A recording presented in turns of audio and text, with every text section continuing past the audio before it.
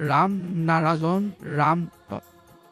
সৃষ্টিত প্ৰতিটো জীৱে সমান শক্তিলৈ এই জীৱলোকত আহে। কিছুমান শক্তি ফুলি উঠে, তেন্তে কিছুমান শক্তি ফুলি উঠিবলৈ সময় লাগে। আমাৰ ইজত যি ঘটিছে, বিভিন্ন পথই বিভিন্ন মত লোকসকলে নিজৰ বুদ্ধিৰে নিজৰ নিজৰ আৱশ্যকতাক সাঙুৰি ৰখা হৈছে।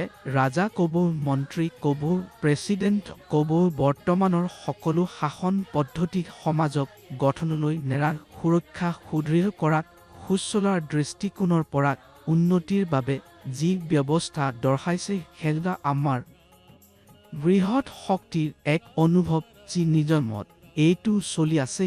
সেই নিজমেই ইজৰাৰ পৰা স্থানবোৰত প্ৰকাশিত হৈছে। এই প্ৰকাশ সেয়া বৃহৎ পৰে প্ৰকাশ। এই জীৱন কি আছে, ইজৰাৰ আৱশ্যকতা কি, সেয়া যদি আমি বুজি পাওঁ, তেন্তে আমি সৰলভাৱে সেই কামটো কৰিব পাৰিম। কি আহিলোঁ, ক'ৰ পৰা আহিলোঁ, ক'ত যাব, এই প্ৰশ্নবোৰ সদায় আশ্চৰ্যতাত লুকাই থাকে। কিন্তু প্ৰকৃতিৰ এক উদ্দেশ্যৰ বাবে এই নিয়ম চলি আছে। তাৰ এক বৃহৎ উদ্দেশ্য আছে, যাৰ বাবে এই সৃষ্টিটো হৈছে। সেয়া আমি বুজি নাপাওঁ।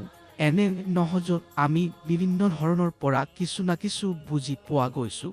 যেনে আমাৰ দৈহিক আৱশ্যকতাসমূহ পূৰ্ণ কৰিবলৈ আমি জীৱন পৰ্যন্ত পৰিশ্ৰম কৰি আছোঁ।